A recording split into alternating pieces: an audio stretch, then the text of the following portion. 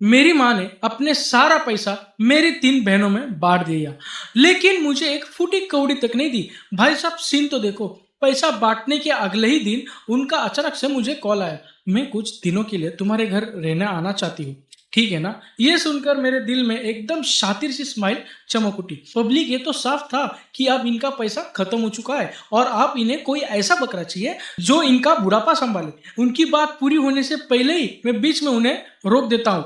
मैं बोला, "माँ, मैं एक प्रीमियम नर्सिंग होम से बात कर ली है। हर महीने का 20,000 का खर्चा है और वहाँ का माहौल भी एकदम कड़क है, क्योंकि बड़ी बहन और बाकी दोनों ने सारा पैसा ले लिया है, तो ये खर्चा भी वही लोग उठाएंगे। इसलिए उन्हें बोल देना कि वही आपको वहाँ छोड़ के आ जाए।" फ़ोन की दूसरी तरफ अचानक से एकदम मौत का सन्नाटा छा गया था। भाई, इतने सालों में पहली बार मुझे ऐसा फ़ील हुआ जैसे मैंने किसी सस्पेंस मूवी का डेड साइलेंस सुन लिया हो।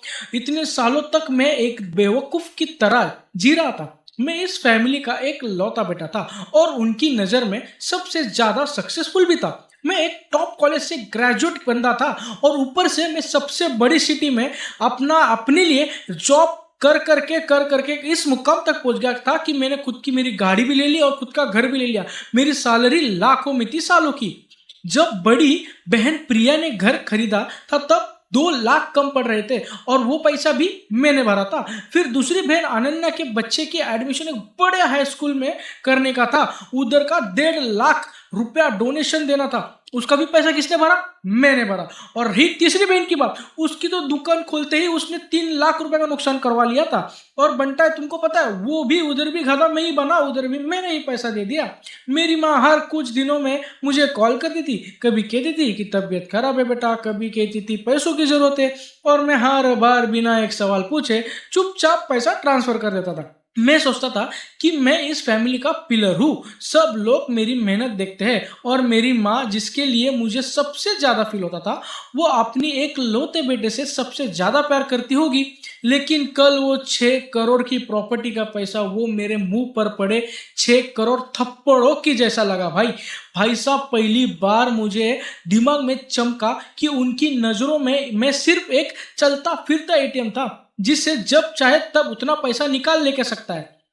मैं फोन की दूसरी तरफ उनकी तेज और घुटी हुई सांसें सुन सकता था। शायद उन्होंने सपने में भी नहीं सोचा था कि उनका जो बेटा हमेशा उनके लिए हाँ में हाँ मिलाता था, वो आज उनसे इस तरह से बात कर रहा है। मैं चुपचाप उनके गुस्से वाली चीख या इमोशनल ब्लैकमेल का वेट करता हूँ, लेकिन भिड़ू, कुछ नहीं होता। कुछ सेकंड्स बाद सामने से फोन कट हो जाता है, सिर्फ बीप बीप की आवाज आ जाती है। मैं अपना फोन उठाता हूँ, कॉल लॉग को घुरता हूँ और उस नंबर को जिसमें इतने सालों से जानता था सीधा ब्लॉक लिस्ट में डाल देता हूँ। खतरनाक सुकून मिला बॉस, मैं सही बता रहा हूँ। जिंदगी में पहली बार ऐसी शांति फील हुई जैसे सालों से दिल पर रखा कोई बड़ा पत्थर आखिरकार हट गया हो। तभी मेरी स्टडी रूम का दरवाजा धीरे से खुलता है और मेरी वाइफ रिया हाथ में एक कप गर्म चाय लेकर अंदर आती है। वो मुझे देखकर पूछती है, किसका कॉल था? आवाज कुछ ठीक नहीं लग रही थी। मैं उसका हाथ पकड़ता हूँ और उसे कल वाले पैसों की बात और अभी वाले फोन कॉल का पूरा किस्सा सुना देता हूँ। लेकिन वो ना गुस्सा होती है और ना ही वो शौक होती है। वो बस धीरे से साथ छोड़ती है और बस कहती है, मुझे पहले से ही आइडिया था कि एक ना एक दिन ऐसा जरूर आएगा। ठीक है, अगर रिश्ता टूटना है तो टूटने दो, तुम जो डिसीजन लोगे मैं तुम्हारे साथ हूँ। यह सुनकर भाई का दिल एकदम पिघल जाता है। भाई लो, पहली बार लगता है कि अगर जिंदगी में ऐसी कड़क वाइफ साथ हो तो इंसान कोई भी मुसीबत झेल सकता है। लेकिन यह शांति ज्यादा देर तक नहीं टिकी, क्योंकि कुछ ही देर बाद मेरे फोन वापस बजने लग गया। कॉल बड़ी बहन प्रिया का था। जैसे ही मैंने फोन उठाता हूँ, वो गुस्से में चिल्लाना शुरू कर देती है मेरे पे, कबीर, तुम्हारा मतलब क्या है? क्या तुम पागल हो गए हो? तुम मॉम से इस तरह कैसे बात कर सकते हो? उन्हें नर्सिंग होम भेजना चाहते हो? तुम सोच भी कैसे सकते हो? ये उनकी तबीयत ठीक नहीं रहती। मैं एकदम ठंडे दिमाग से कहता हूँ, नर्सिंग होम में प्रोफेशनल्स उनका ख्याल रखेंगे, ये ज्यादा बेटर ऑप्शन नहीं रहेगा क्या? वो और जोर से चिल्लाने लगती है, वो तुम्हारी माँ है, उनका बुढ़ापा संभालना एक बेटी की जिम्मेदारी होती है। ये सुनकर मेरी हंसी छूट जाती है दोस्तों। अच्छा, जब तुमने 2 करोड़ रुपए की प्रॉपर्टी का मनी ले लिया तब तुमको बेटा नहीं याद आया, अब तुमको जिम्मेदारी याद आ रही है।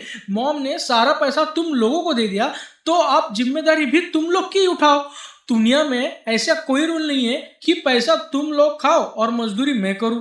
प्रिया चिढ़ते हुए कहती है, कबीर मत भूलो तुम इस घर के एक लौते बेटे हो। जिस पर मैं एकदम सैवेज रिप्लाई देता हूँ, भाई लोग तो क्या सिर्फ बेटा होने की वजह से मैं तुम लोगों के हाथों पूरी जिंदगी यूज होता रहूं? सुन लो, कल से आप कुछ भी पहले जैसा नहीं रहेगा। ये बोलकर मैं सीधा मुंह पे उसके फोन काट देता हूँ। 5 मिनट भी नहीं बीतते एक और अननोन नंबर से मुझे कॉल आता है। इस बार दूसरी बहन अनन्या थी। जैसे ही कॉल उठाया उसका रैप शुरू हो गया। भाई तुम इतना पत्थर कैसे हो सकते हो? मॉम ने हमें पालने में कितनी मेहनत की थी पता है तुमको? हाँ बहुत मेहनत की है। मैं एकदम शांति से कहता हूँ, इसलिए उन्होंने खुद के लिए 65 लाख रख लिए और बाकी सारा पैसा तुम तीनों को बांट दिया। मुझे उससे कोई प्रॉब्लम नहीं थी, पर उन्होंने मुझे एक चवन्नी तक नहीं दी। जिस पर अनन्या तुरंत कवर अप में बोलती है, वो इसलिए क्योंकि उन्हें अपनी बेटियों से बहुत प्यार है और तुम्हारी भी फिक्र करती है वो। और मेरी फिक्र, अरे जा भाई। वो बोलती है तुम एक सेट आदमी हो, तुम्हारी साल की इनकम लाखों में, तुम्हारे पास पैसों की क्या कमी है जरा बताना मुझे। मैं एक गहरी सांस लेता हूँ और कहता हूँ, मुझे पैसों की परवाह नहीं है, मुझे उस भेदभाव की परवाह है जो हमेशा से तुम लोगों की तरफ था। अनन्या अपने ये बड़े बड़े डायलॉग्स अपने पास ही रख, इनका आप मुझ पर कोई असर नहीं होने वाला। वो गुस्से में कहती है, तुम मॉम का दिल तोड़ दोगे। जिस पर मैं धीरे से जवाब देता हूँ, जब उन्होंने फैसला किया ही था मुझे एक पैसा नहीं मिलेगा करके, उसी दिन मेरा दिल टूट गया था। और ले भाई, इसका भी फोन तुरंत का तुरंत कट कर देता हूँ। इसके बाद आती है तीसरी बहन स्नेहा की बारी। वो हमेशा से सबसे ज्यादा शॉर्ट टेम्पर्ड थी और सबसे ज्यादा मुसीबत वाली लड़की वही है यार। कॉल उठाते ही गालियों की वर्षा शुरू हो गई। कबीर तुम एकदम एहसान फरामोश हो, इंटरनेट पर 2 बातें क्या सुन ली, अपनी माँ को भूल गए? उन्होंने तुम्हें पाल पोस कर बड़ा किया और तुम्हारी इंसानियत कुत्तों ने खा ली है क्या? अगर तुम मॉम को अपने घर नहीं लाए तो हम तुम्हारी कंपनी में आके वहां तमाशा करेंगे और तुम्हारी पूरी इज्जत मिट्टी में मिला देंगे। बोला भाई साहब, ये मेरी सगी बहन थी, जो इसको मुझसे पैसे चाहिए होते हैं तब मैं इसका सबसे प्यारा भाई हो जाता हूँ, लेकिन अब सिर्फ इसीलिए मैं आगे भी उनका बकरा बन के रहूं, वो मुझे धमकियां दे रही थी। मुझे समझ आ गया था कि मैटर अभी क्लोज नहीं हुआ है। कॉल पे धमकी देनी इनकी लिए काफी नहीं था। अब ये लोग पक्का मेरे घर आने वाले थे और अगली ही शाम डोरबेल बजती है। मैं पी फोन से बाहर देखता हूँ, दरवाजे के बाहर 4 लोग खड़े थे। पूरी फैमिली एक साथ आई थी और सबके चेहरों पर फेक दुख था और कंप्लेंट्स थी। एकदम साफ दिख रहा था जैसे मैं ही दुनिया का सबसे बड़ा विलन बन चुका हूँ। मैंने लिविंग रूम में अपनी बेटी कायरा के साथ खेल रहा था। रिया से कहता हूँ, तुम कायरा को लेकर रूम में चली जाओ, दरवाजा अंदर से लॉक कर लेना और बाहर मत आना। रिया चुपचाप सर हिलाती है और बच्ची को उठाकर बेडरूम में चली जाती है। मैं एक गहरी सांस लेता हूँ और दरवाजा खोल देता हूँ। दरवाजा खुलते ही चारों लोग किसी तूफान की तरह अंदर घुस आते हैं। सबसे आगे मेरी माँ थी और आते ही उनका रोना धोना चालू हो जाता है। मेलोड्रामा शुरू। मैंने तुम्हारा क्या बिगाड़ा है? मैंने इतनी मेहनत से तुम्हें बड़ा किया और तुम मेरे साथ ऐसा कर रहे हो? मैंने कैसा नालायक बेटा पैदा किया है? जिस पर मेरी बड़ी बहन प्रिया ताना मारते हुए मुझे कहती है, अच्छा हो तुमने दरवाजा खोलना तो आता है, मुझे तो लगा था तुमने अपनी माँ की शक्ल भी नहीं देखनी है। फिर दूसरी बहन अनन्या बोलती है, माँ बस गुस्से में थी, क्या तुम्हारा अंदर थोड़ा सा भी जमीर नहीं बचा? मैं उनके इस पूरे नाटक और शोर शराबों को एकदम इग्नोर मार देता हूँ। चुपचाप किचन में जाता हूँ, अपने लिए एक गिलास पानी भरता हूँ और आराम से पीने लगता हूँ। जब वो देखते हैं कि मुझे उनकी किसी भी बात का फर्क नहीं पड़ रहा है तो उनका शोर और बढ़ने चालू हो जाता है। पूरा लिविंग रूम उनके चीखों, तानों और इल्जामों से भर जाता है। ऐसा लग रहा था जैसे चारों मिलकर मुझ पर गैंग अटैक करने वाले हो भाई। और फिर काफी देर तक बकवास करने के बाद उनकी आवाज थोड़ी बैठने लगती है। तब मैं धीरे से अपना पानी का ग्लास नीचे रखता हूँ। ग्लास जब कांच के टेबल से टकराता है तो एक टक सी आवाज आती है, जिसके बाद पूरा लिविंग रूम एकदम शांत हो जाता है। चारों मेरे तरफ घूरने लग जाते हैं। मैं अपने पास वाले ड्रॉअर से एक नोटबुक और पेन निकालता हूँ और उनकी तरफ देखकर कहता हूँ, जब आज सब लोग यहाँ पर आ ही गए हो तो चलो थोड़ा हिसाब किताब कर लेते हैं। 2010 में बड़ी बहन प्रिया ने घर खरीदा था। तब डाउन पेमेंट में पैसा कम पड़ रहे थे और उसमें मुझे 1 लाख उधार लिया था जो आज तक वापस नहीं दिया है। फिर 2012 में दूसरे जीजा जी के बिजनेस में लॉस हुआ था। उन्होंने तुरंत पैसों की जरूरत थी, तब मैंने 5 लाख रुपए दिए थे और वो भी पैसे कभी वापस नहीं आए। इसके बाद 2014 में तीसरी बहन स्नेहा की एक शॉप खुलने की बात की थी, जिसमें मैंने 2 लाख स्टार्टअप मनी के तौर पर लगाए थे। शॉप बंद हो गई और वो पैसा भी डूब गया भाई लोग। और 2015 से लेकर पिछले साल तक मॉम अलग अलग बहानों से मुझसे 4 लाख से ज्यादा ले चुकी है। इन सब पर मैं आज तक एक शब्द नहीं कहा। मैं नोटबुक में ये सब लिखता जा रहा था। मेरी आवाज ज्यादा तेज नहीं थी, लेकिन उस शांत लिविंग रूम में मेरी एक एक वर्ड बॉम्ब की तरह फट रहा था। धीरे धीरे उनके चेहरों का रंग उड़ने लगा। पहले जो गुस्सा था वो घबराहट में बदला, और जब वहां सिर्फ शर्म और बेचैनी बची थी, मैं उनकी तरफ देखकर कहता हूँ, तुम लोगों ने 6 करोड़ रुपया आपस में बांट लिया और मुझे एक ठेंगा तक नहीं दिया, लेकिन उसके बाद भी तुम लोग मुझे ही नालायक और बेकार बेटा बोल रहे हो। तुम्हें सच में लगता है कि ये फेयर है? एकदम सिंपल सी बात है बिडू। जिसने पैसा लिया है अब वो जिम्मेदारी भी वही उठाएगा। मॉम के पास खुद के 65 लाख रुपए है और तुम तीनों बहनों के पास 2-2 करोड़ रुपए है। इतना पैसा उनका बुढ़ापा आराम से निकालने के लिए काफी है। तुम लोग चाहो तो मॉम को अपने घर रख सकती हो, या चाहो तो किसी नर्सिंग होम भी भेज सकती हो। खर्चा तुम लोग आपस में डिसाइड कर लेना। बस यही एग्रीमेंट साइन कर दो। आज के बाद मैं तुम्हारी लाइफ में कोई इंटरफेरेंस नहीं करूंगा, ना ही तुम मेरे लाइफ में कोई इंटरफेरेंस करना। सिंपल सी बात। यह कहकर मैं वो एग्रीमेंट और पेन उनके सामने कॉफी टेबल पर रख देता हूँ। चारों लोग उस पेपर को ऐसे देख रहे थे जैसे उनके सामने कोई भूत खड़ा हो। बड़ी बहन प्रिया के होठ कांपने लग जाते और वो मुझे देखकर कहती है, तुम हमसे रिश्ता तोड़ना चाहते हो? मैं उनकी तरफ देख कर कहता हूँ, रिश्ता तो तुम लोगों ने पहले ही तोड़ दिया था। जिस पर अब तक चुप बैठे हुई मेरी माँ अचानक सर उठाती है और सीधा मेरे तरफ घूरने लगती है। उनकी आंखों में अब रोना धोना नहीं था, वह अब सिर्फ गुस्सा और नफरत भरी थी। वो मुझे घूरते हुए कहती है, कबीर बाद में पछताना मत, तू उस प्रॉपर्टी का एक पैसे के भी लायक नहीं था। भाई साहब, मॉम की ये बात मेरे दिल में किसी जहरीली सुई की तरह चुभ जाती है। मैं उनकी तरफ देखकर धीरे से पूछता हूँ, क्यों? मैं लायक क्यों नहीं हूँ? मैंने ऐसा किया ही क्या है जो मैं उस लायक नहीं हूँ? जिस पर वो अचानक चिल्ला पड़ती है, क्या तुझे सच में नहीं पता? तेरी बाप की मौत की वजह तू खुद ही था। ये सुनते ही मेरे दिमाग में जैसे कई एटम बॉम्ब फटने लग जाते हैं। भाई, डैड की मौत, ये बात मेरे दिल को वो जख्म थी जो कभी नहीं भर पाई। और हमारी फैमिली में ये एक ऐसा टॉपिक था जिसके बारे में पिछले 10 सालों में कभी किसी ने बात तक नहीं की थी। जब मैं 12वीं में था तब डैड की कंस्ट्रक्शन साइट पे एक एक्सीडेंट में मौत हो गई थी। वो स्कैफोल्डिंग से नीचे गिर गए थे। उन्हें हॉस्पिटल ले जाया गया, लेकिन वहां से कभी वापस नहीं आए। उस साल जैसे मेरी पूरी दुनिया ही उजड़ गई थी। मॉम हर दिन रोती थी, मेरी तीनों बहन दिन भर उदास रहती थी और मैं खुद को अपने रूम में बंद कर लिया था। बंटाए 3 दिन और 3 रात तक ना मैंने कुछ खाया ना कुछ पिया। मैं भगवान से नफरत करता था, उस कंस्ट्रक्शन साइट के मालिक से नफरत करता था, पूरी दुनिया से नफरत करता था, लेकिन सबसे ज्यादा मैं खुद से नफरत करने लग गया था। क्योंकि जिस दिन एक्सीडेंट हुआ था उस दिन डैड घर पर थे और उनकी वहां जाने की वजह मैं था। उस दिन मेरे हाथ में मैथ्स का फेल हुआ पेपर था। मुझे घर जाने से इतना डर लग रहा था कि मैं बाहर ही भटकता रह रहा था। जब बहुत रात हो गई थी, डैड मुझे ढूंढने के लिए अपनी पुरानी साइकिल लेकर बाहर निकले। वो हर जगह मुझे ढूंढ रहे थे। तब भी उन्हें कंस्ट्रक्शन साइट से फोन आया। वहां कुछ सामान आया था जिससे अनलोड करना था और उसके बदले डबल दिहाड़ी, डबल सैलरी मिलने वाली थी। डैड कुछ देर के लिए सोचते हैं, लेकिन फिर उन्हें मेरा ख्याल आता है। मेरे आने वाले कॉलेज एंट्रेंस एग्जाम्स के बारे में सोचते, मेरा फ्यूचर के खर्चों के बारे में सोचते और फिर वो चले जाते। और बिडू, उसके बाद वो कभी वापस नहीं आते यार।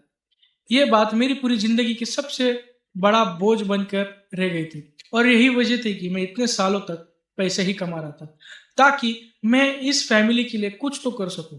मुझे लगा था ये सब लोग मेरी इस फीलिंग को समझते हैं। मुझे लगा था कि वो मेरी तरह इस दर्द को अपने दिल में दबा कर रखे है। लेकिन बॉस, मैं सपने में भी नहीं सोचा था कि आज इस वक्त वो लोग मेरे सबसे गहरे जख्मों को इतनी बुरे तरह से नोच डालेंगे।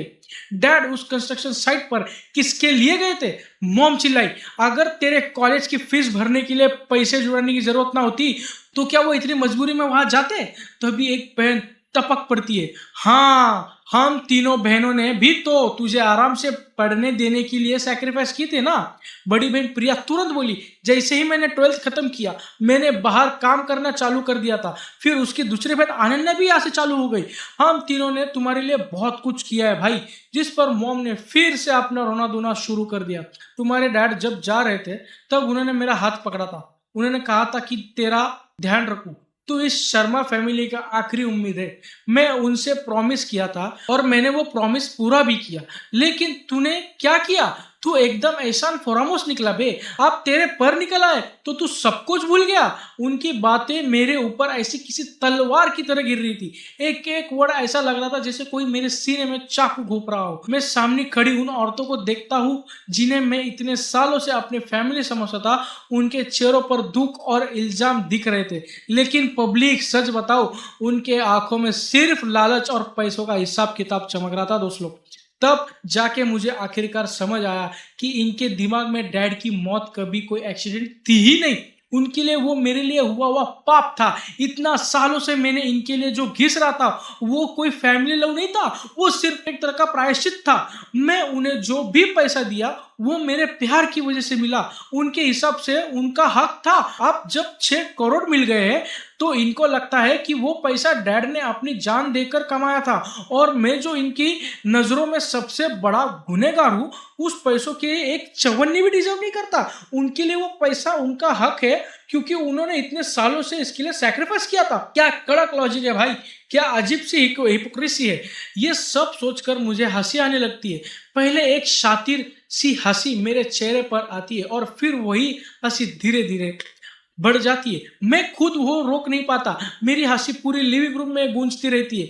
वो इतनी अजीब और साइको वाली हंसी थी कि सब एकदम शांत हो जाते हैं। जिस पर बड़ी बहन प्रिया मुझे घूरते हुए पूछती है, तू हंस क्यों रहा है रे? मेरे आंखें नम हो चुकी थी। बड़ा भाई तेरा भाई फिर भी हंस रहा था। फिर मैं धीरे धीरे उठता हूँ और चलते हुए सीधा मॉम के सामने जाकर खड़ा हो जाता हूँ। मैं उन्हें ऊपर से घूरता हूँ, पूछता हूँ, जब डैड की मौत हुई थी तब उस कंस्ट्रक्शन साइट से कितने कंपनसेशन मिला था, जरा बताना मुझे।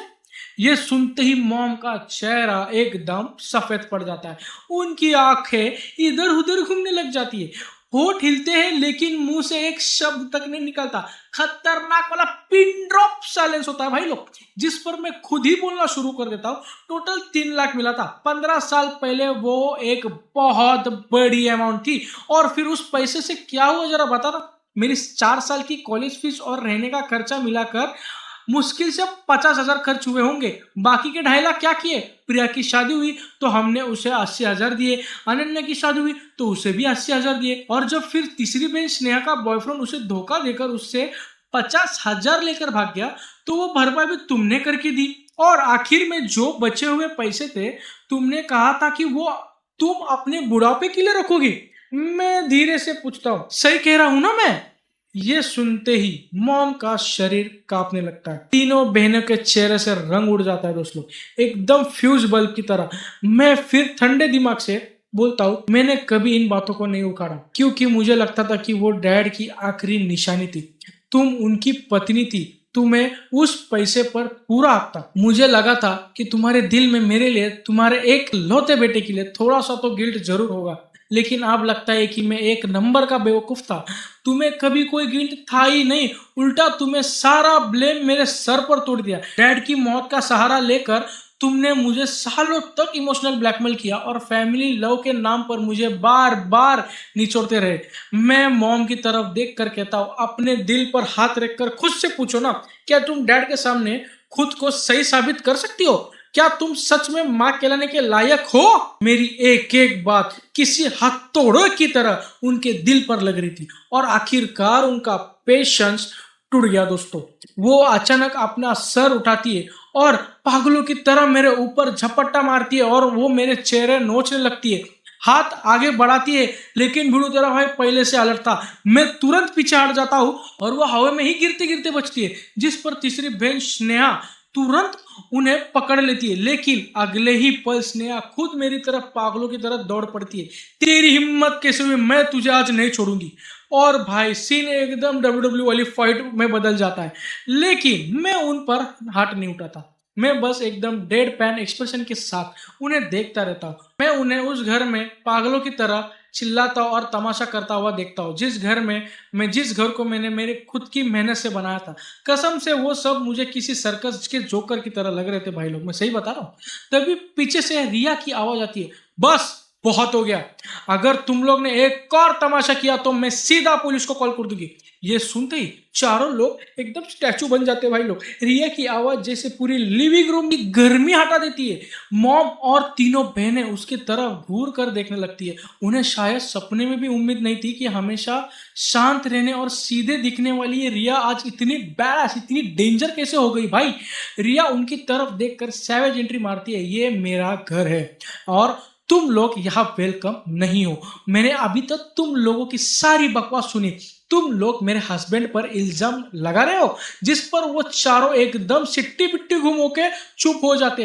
मैं रिया की तरफ देखता हूँ और बॉस, मेरे दिल में एक अलग ही रिस्पेक्ट और प्यार फील हो रहा था उस टाइम पे। इतना सालों में उसने कभी कुछ बोला नहीं। हर बार जब मॉम और मेरे बहनों की नई डिमांड लेकर आती थी तब भी वो चुप बैठी रहती थी, सिर्फ इसलिए ताकि मुझे बुरा ना लगे। लेकिन आज वो आखिरकार चुप नहीं रही, क्योंकि इस बार इन लोगों ने उसकी आखिरी लिमिट पार कर दी थी। वो उसके हस्बैंड को मेंटली टॉर्चर कर रहे थे, उसकी फैमिली को तोड़ रहे थे। जिस पर रिया की बात सुनकर तीसरी बहन स्नेहा का चेहरा गुस्सा से लाल टमाटर हो गया।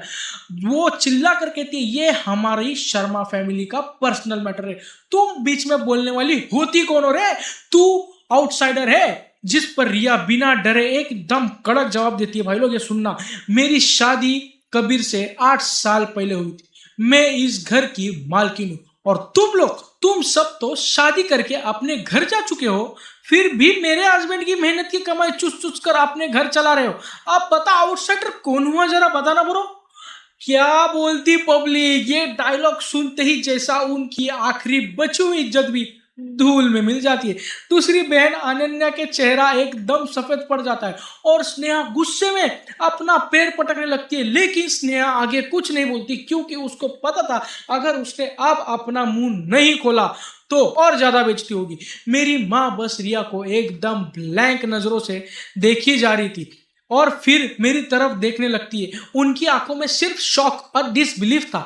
उनकी बैकवर्ड नजरों में बहू का मतलब हमेशा एक ऐसी औरत थी जो चुपचाप सब सहती रहे, नौकरानी की तरह काम करे और कभी पलटकर जवाब ना दे।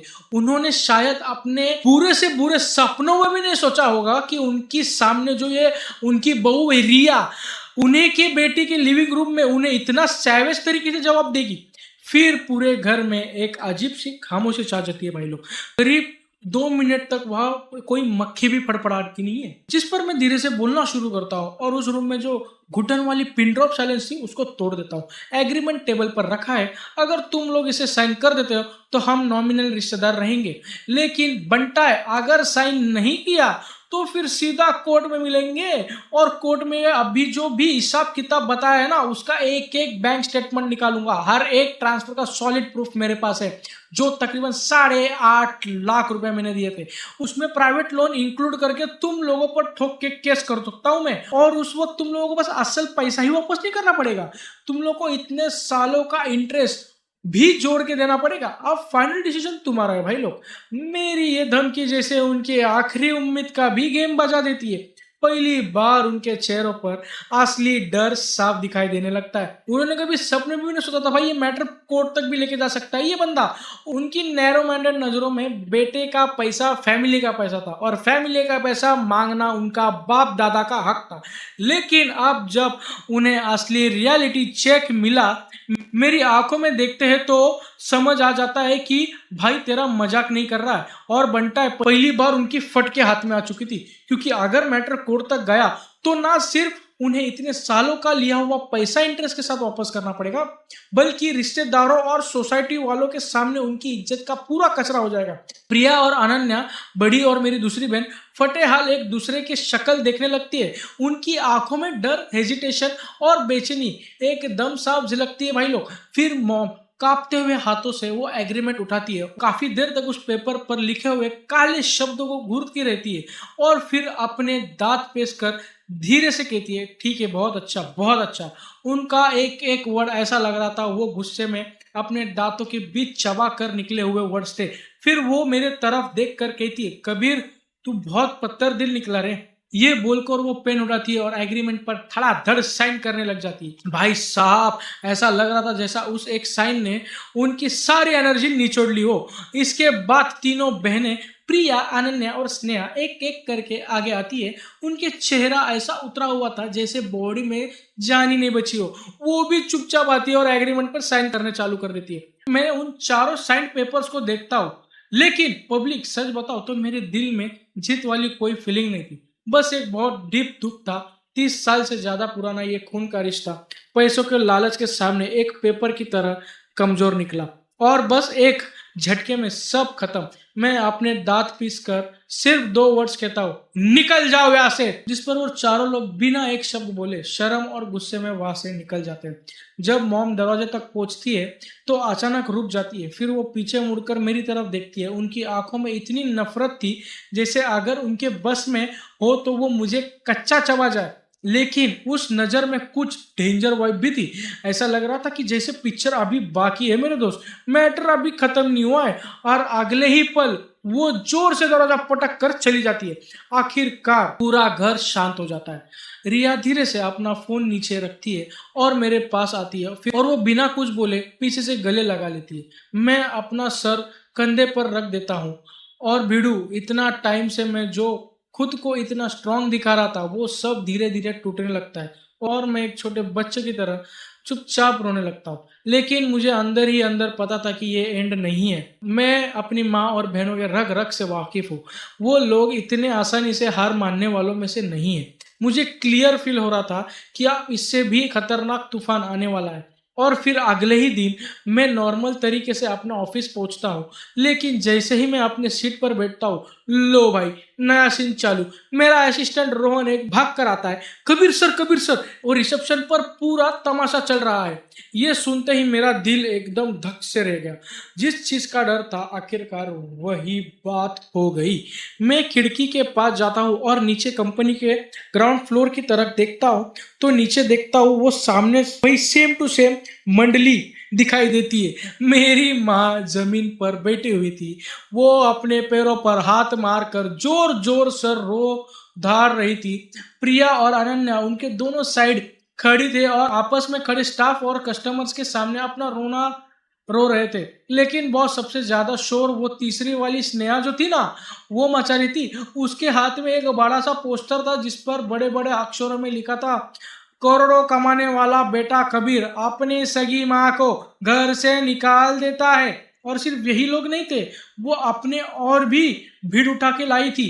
कुछ दूर के रिश्तेदार, कुछ गांव वाले और कुछ पड़ोसी जिन्हें बस दूसरों की लाइफ का कलेश देखने में मजा आता है। करीब 20-30 लोग की भीड़ में कंपनी के गेट के सामने खड़ी हो गई थी। ये सब मेरी एक्सपेक्टेशन से भी ज्यादा फास्ट और फुल प्लानिंग के साथ हुआ था।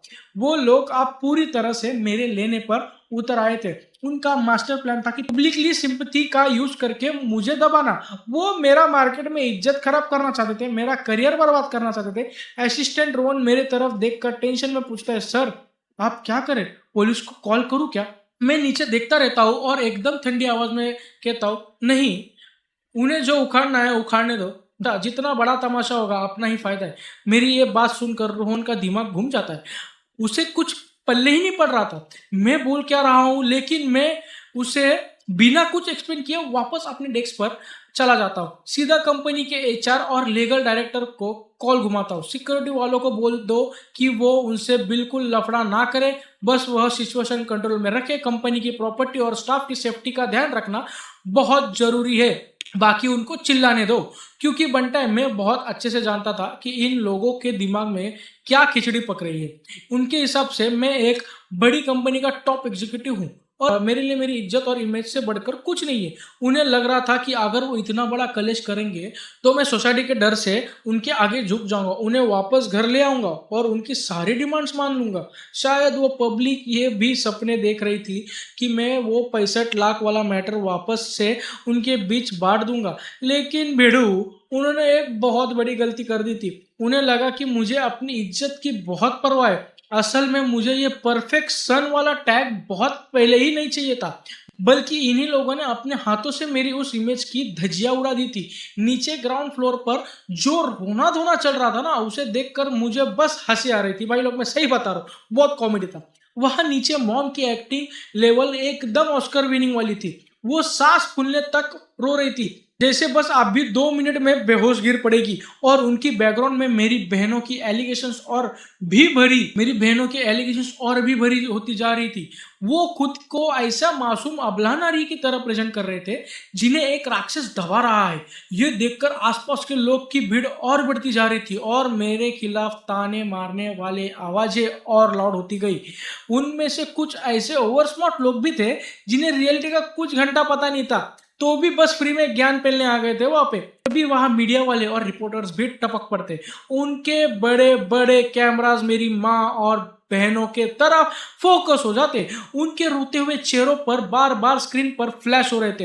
एकदम प्रॉपरली डायरेक्टेड एक फैमिली ड्रामा पूरी पब्लिक के सामने लाइव चल रहा था भाई लोग, जिसका हीरो वो थे और विलन तेरा भाई बन चुका था। इधर ऊपर वाला फोन नॉन स्टॉप बज रहा था। मेरे सीनियर पार्टनर्स और दोस्त बार बार कॉल करके पूछ रहे थे कि भाई आखिर कलेश क्या चल रहा है, लेकिन मैं किसी का एक सिंगल कॉल भी नहीं उठाया, क्योंकि अपना टाइम आएगा। मैं बस सही वक्त का वेट कर रहा था। फिर दोपहर के ठीक 2 बजे इंटरनेट पे यह खबर किसी जंगल की आग की तरह फैल जाती है। एक कंपनी का बड़ा एग्जीक्यूटिव ने अपनी सगी मां के साथ किया अत्याचार। अलग अलग प्लेटफॉर्म पर पोस्ट, रील्स और डिस्कशन बिना रुके चाप रहे थे। सोशल मीडिया पर पब्लिक के लिए मैं एक नंबर का नालायक और वाहियात बेटा बन चुका था, जिसे हर चलता फिरता आदमी गालियां दे रहा था। कंपनी के नीचे जमी भीड़ का गुस्सा भी एकदम पीक तक पहुंच गया था। तभी मॉम कैमरा की तरफ देखकर फुल वॉल्यूम में चिल्लाती है, तुम्हारा असली चेहरा बहुत जल्दी पूरी दुनिया के सामने आएगा। बस एक्शन का टाइम आ गया था। मैं टेबल पर रखी कुछ फाइल्स उठाता हूँ, अपना सूट ठीक करता हूँ और अपनी कंपनी के लोगों के बीच में से स्वैग की तरह मैं आगे बढ़ता हूँ। रास्ते में कुछ लोग मुझे सिंपैथी से देख रहे थे, कुछ चिड़चिड़ कर घूर रहे थे और कुछ गॉसिप करके वेट कर रहे थे। मैं सीधा लिफ्ट में घुसता हूँ और जैसे ही ग्राउंड फ्लोर पहुंचता हूँ, हॉल की वो सारी चिल्लम चिल्ली मेरे कानों में गूंज की तरह लगती है। मुझे देखते ही वहां मौजूद हर इंसान की आंखों का एकदम स्कैनर ऑन हो जाता है। रिपोर्टर्स के कैमरा पहली बार मेरे तरफ घूमते हैं। मेरी माँ और बहन मुझे देखकर एक सेकंड के लिए शॉक होते हैं, लेकिन फिर उनके चेहरे पर ओवर कॉन्फिडेंट और घमंड वाली स्माइल आ जाती है, क्योंकि उनको लग रहा था कि बेटा फाइनली प्रेशर में आकर हार मान चुका है। मैं भीड़ के बीच में सीना चौड़ा करके चलता हूँ, उनके ठीक सामने पहुंचता हूँ, लेकिन बॉस मैं उनकी तरफ एक नजर तक नहीं देखता। मैं वहां खड़े अपनी लीगल टीम के एक बंदे से एक माइक एम्पलीफायर लेता हूँ और सीधा सभी जर्नलिस्ट और पब्लिक के तरफ टर्न होकर एक चीज कहता हूँ, हेलो एवरीवन, मैं इस फालतू की फैमिली ड्रामा की वजह से आप सबका टाइम वेस्ट होने पर जेन्युइनली माफी मांगता हूँ। इसके बाद मैं थोड़ी लाउड आवाज में कहता हूँ, आज मेरी माँ और मेरे तीनों बहनें मुझ पर नालायक और पत्थर दिल बेटा होने का इल्जाम लगा रहे, और उनकी कुछ बातें सच भी है, जैसे कि हाँ, मैंने सच में अपनी माँ को नर्सिंग होम भेजने की बात की थी। क्या बोलती पब्लिक? ये सुनते ही वहां मौजूद भीड़ में एकदम हड़कंप मच जाता है। किसी ने सपने में भी नहीं सोचा था कि मैं अपनी गलती आसानी से सबके सामने आके बोल दूंगा। ये सुनकर मॉम और बहनों के चेहरे की जो खुशी थी वो तो सातवें आसमान पर उड़ जाती है भाई। लेकिन मैं आसपास हो रही गॉसिप्स को इग्नोर मारता हूँ और कॉन्फिडेंस के साथ कहता हूँ, लेकिन हर एक चीज के पीछे एक रीजन होता है भाई लोग। और आज मैं चाहता हूँ कि यह मौजूद सभी मीडिया फ्रेंड्स एक बहुत इंपॉर्टेंट चीज को देखें। इतना कहते ही मैं हाथों में पकड़े हुए रिमोट का स्विच दबा देता हूँ। बटन दबाते ही मेरे ठीक पीछे कंपनी बिल्डिंग के बाहर लगी हुई वो बड़ी एलईडी स्क्रीन अचानक से ऑन हो जाती है। फिर कल रात का मेरे घर पर रिया ने जो वीडियो चुप कर रिकॉर्ड किया था वो उस बड़े स्क्रीन पर लाइव चलाने लग जाती। वीडियो में मेरी माँ एकदम खतरनाक गुस्से में मुझे घूर रही थी, तीसरी बेंच ने पागलों की तरह चिल्ला रही थी और मुझे गंदी गंदी गालियां दे रही थी। स्क्रीन पर वो सब एक नंबर के साइको लग रहे थे और उनको वो शातिर और लालची फेस एचडी कैमरा में क्रिस्टल क्लियर रिकॉर्ड हो चुका था। वीडियो की आवाज ग्राउंड में गूंजते ही वो चिल्लाती हुई भीड़ एकदम मौत के सन्नाटे में चली जाती है। Pin drop silence. लेकिन उस एलईडी स्क्रीन पर वो वीडियो लूप में चल रहा था। स्क्रीन पर मेरी माँ के गुस्से और नफरत से भरा चेहरा सबके सामने एकदम एचडी में दिख रहा था भाई लोग। और तीसरी बहन स्नेहा की वो तेज और जहरीली आवाज पूरे ग्राउंड में गूंज रही थी। इसके बाद बड़ी बहन प्रिया और दूसरी बहन अनन्या की घटिया हरकतें भी स्क्रीन पर फ्लैश होती है। उनके चेहरे, उनकी बातें और उनका लालच बिना किसी कट के पूरी पब्लिक के सामने नंगा हो चुका था। और देखते ही देखते पूरी जगह पर एकदम मौत का सन्नाटा छा जाता है। ये तो देखो, जो लोग कुछ सेकंड पहले तक मेरे ऊपर उंगली उठा रहे थे और मुझे गालियां दे रहे थे, अब उनके मुंह पर ताले लग चुके थे। उनके चेहरों का एक्सप्रेशन धीरे धीरे बदलने लग गया था। पहले गुस्सा, फिर डाउट और फिर शॉक हो गया था। और आखिर में उनकी आंखों में मेरे लिए सिंपैथी और समझ दिखाई देने लगी। ये सब देखकर रिपोर्टर्स के कैमरा एकदम तेजी से घूमने लगते हैं, पहले स्क्रीन की तरफ और फिर मेरी माँ और बहनों की तरफ। उनके चेहरे अब पूरी तरह सफेद पड़ चुके थे। वो वही ऐसे ही खड़ी रह गई थी जैसे उस पे किसी ने बिजली गिरा दी हो। उनके चेहरे का सारा खून खराबा गायब हो गया था। उनके मुंह खुले के खुले रह गए थे, लेकिन किसी के मुंह से एक शब्द नहीं निकल रहा था। उनकी आंखों में सिर्फ खौफ और शौक था। शायद उनका दिमाग ये प्रोसेस ही नहीं कर पा रहा था कि घर की चार दीवारी के अंदर हुई बात रिकॉर्ड कैसे हो गई। और उससे भी ज्यादा उन्हें यह समझ नहीं आ रहा था कि मैं इतनी बड़ी भीड़ के सामने ये वीडियो प्ले करने की हिम्मत कैसे कर रहा हूं। क्योंकि उनकी बैकवर्ड नजरों में मैं हमेशा से वही सीधा साधा, सबसे ऑनेस्ट और सबसे अच्छा बेटा था जिसे वो जब चाहे दबा सकती थी। लेकिन आज वही बंदा उनका सारा कचरा पूरी दुनिया के सामने ला चुका था। सबसे पहली तीसरी बहन जो स्नेहा है ना, उसका तो फ्यूज ही उड़ जाता है भाई लोग। वो तेज आवाज में चिकती हुई कहती है, ये झूठ है, ये वीडियो फेक है, इसने ये सब खुद बनाया है ताकि हमें फंसा सके। मैं इससे नफरत करती हूँ। लेकिन इस वक्त उसकी आवाज जितनी तेज थी, अंदर से वो उतनी ही फटी हुई लग रही थी, क्योंकि वहां खड़ा एक भी इंसान उसकी इस बकवास पर यकीन नहीं कर रहा था भाई लोग। वीडियो में हर एक एक्सप्रेशन, हर एक मूवमेंट और हर एक आवाज इतनी रियल थी कि दुनिया की कोई भी एक्टिंग उसे कॉपी नहीं कर सकती थी। उनके दिल की नफरत और पागलपन उस वीडियो में साफ झलक रहा था। मैं उसकी इस आखिरी ड्रामेबाजी को एकदम इग्नोर मार देता हूँ, अपने ब्रीफकेस से कुछ और डॉक्यूमेंट्स निकालता हूँ और मीडिया की तरफ देख कर कहता हूँ, और ये वो बैंक ट्रांसफर रिकॉर्ड्स है जो मैंने इतने सालों में अपनी माँ और तीनों बहनों को दिए हैं। इन सब का टोटल अमाउंट लगभग 85 लाख रुपीस होता है। हर एक ट्रांसफर का बैंक अकाउंट और टाइमिंग इन पेपर्स में मौजूद है। इसके बाद मैं एक और डॉक्यूमेंट हवा में उठाता हूँ और बोलता हूँ, और ये हमारा पुराने घर के डिमोलिशन एग्रीमेंट है, जिसमें साफ साफ लिखा है कि उस घर के टूटने के बदले इन्हें टोटल 6.5 करोड़ की अमाउंट मिली थी। और ये वो फैमिली केयर रिस्पॉन्सिबिलिटी एग्रीमेंट है जिस पर कल ही मेरी माँ ने, तीनों बहनों ने साइन किया है। इसमें साफ लिखा है कि वो 6.5 करोड़ मिलने के बाद सारा पैसा इन तीनों बेटियों में बांट दिया गया था, और माँ की देखभाल की पूरी जिम्मेदारी भी इन तीनों बेटियों ने मिलकर उठाने का वादा। मैं मॉम की तरफ घूरता हूँ और कहता हूँ, जहां तक इनकी इस बात का सवाल है कि मैं इन्हें घर से निकाल दिया, तो मॉम मैं आपसे सबके सामने बार फिर पूछता हूँ, क्या मैंने कभी भूल से भी आपको घर से निकालने वाला एक शब्द भी कहा है? क्या मैंने आप पर उंगली तक उठाई थी? मैंने कल सिर्फ इतना कहा था कि आप लोग अभी मेरे घर से निकल जाए, क्योंकि आप लोग मेरे घर आकर कलेश मचा रहे थे और यहाँ तक कि मुझ पर हाथ भी उठा रहे थे। ये सुनते ही मेरी माँ का चेहरा एकदम बदल जाता है। वो अपने होंठ इतने जोर से चबाती है कि उनके मुंह से एक आखिरी शब्द भी नहीं निकलता। भीड़ में खड़े लोग आपस में धीरे धीरे उनके बारे में बातें करना शुरू कर देते हैं।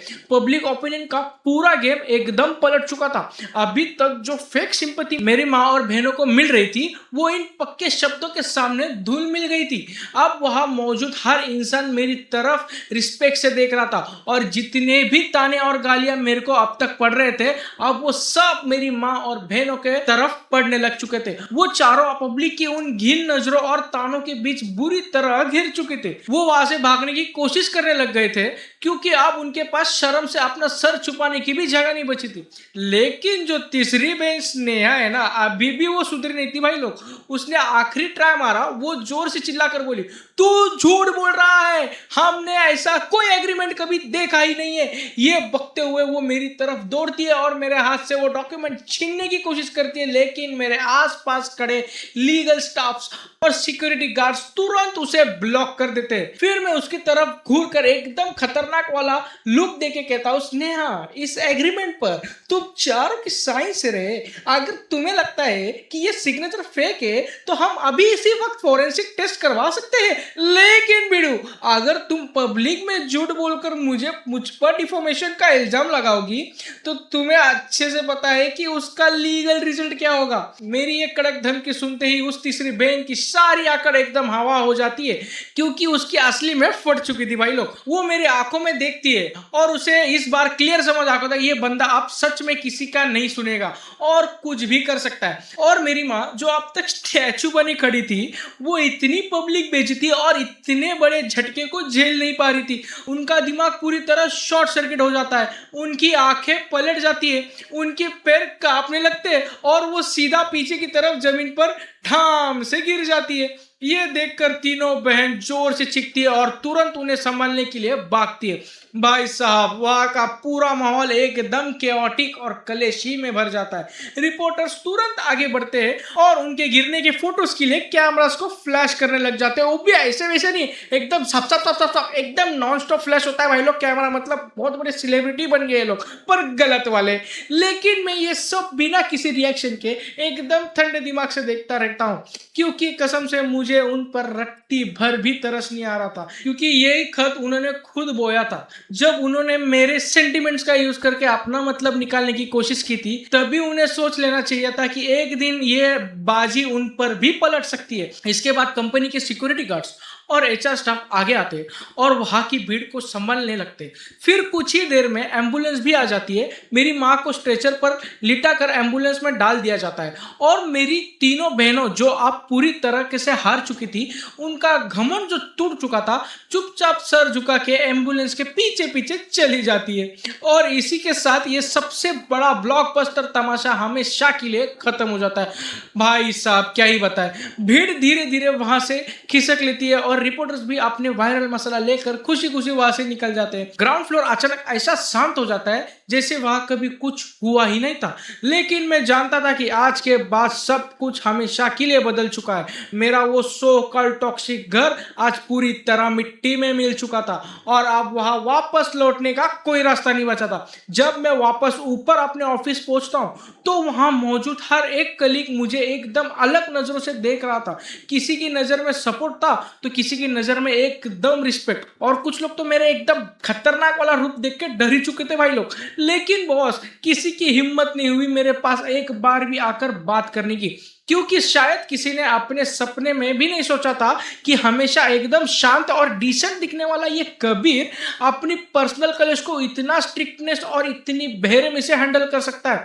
फिर थोड़ी देर बाद कंपनी के top boss CEO mister Wang मुझे अपनी केबिन में बुलाते हैं। मुझे लगा कि आप कंपनी की इमेज खराब करने के चक्कर में मेरी क्लास लगेगी या शायद जॉब जाएगी, लेकिन उन्होंने बस मुझे पानी की एक बोतल दी और एकदम चिल होकर बोले, कबीर मैं तुम्हें सही पहचाना था।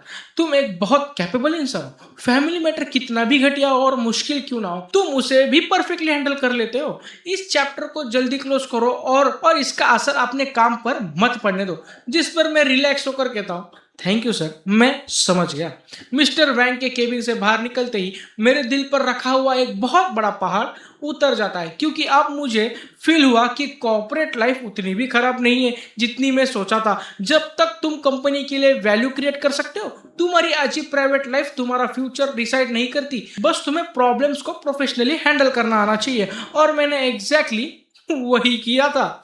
इसके बाद अगले कुछ घंटों में इंटरनेट पूरी तरह ब्लास्ट हो चुका था भाई लोग। कंपनी के नीचे जो कुछ भी बवाल हुआ था वो काउंटलेस न्यूज चैनल पर धड़ाधड़ दिखाया जा रहा था। वो सीक्रेट एचडी वीडियो पूरे इंटरनेट पर आग की तरह फैल चुका था। पब्लिक ओपिनियन 100% मेरे तरफ फ्लिप हो चुकी थी और सारी गंदी गंदी गालियां और हेट और दुनिया भर का हेट मेरी माँ और बहनों को मिल रहा था। इंटरनेट वालों ने उनको साल की सबसे घटिया किया फैमिली का भी टाक दे दिया था। गुस्से में लोगों ने उनकी असली नाम, उनके ऑफिस का एड्रेसेस और यहाँ तक कि उनकी प्राइवेट मोबाइल नंबर्स तक इंटरनेट पर लीक कर दिए थे।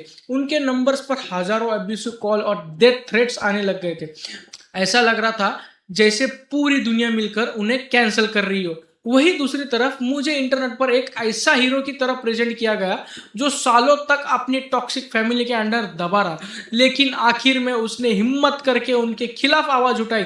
मेरे सोशल मीडिया अकाउंट पर एक ही रात में लाखों फॉलोअर्स बढ़ गए थे भाई लोग, और हजारों लोग मुझे सपोर्ट करने वाले कमेंट्स करने लग गए थे। इतना ही नहीं, कुछ टॉप लॉयर्स ने भी खुद सामने से मुझे कांटेक्ट किया और एक बहुत तगड़ा ऑफर दिया। बोली कि अगर कुछ जरूरत हो तो 1 रुपया भी हम आपसे चार्ज नहीं करेंगे, हम आपको फुल सपोर्ट कर रहे हैं मेरे भाई, तू बिंदास लड़।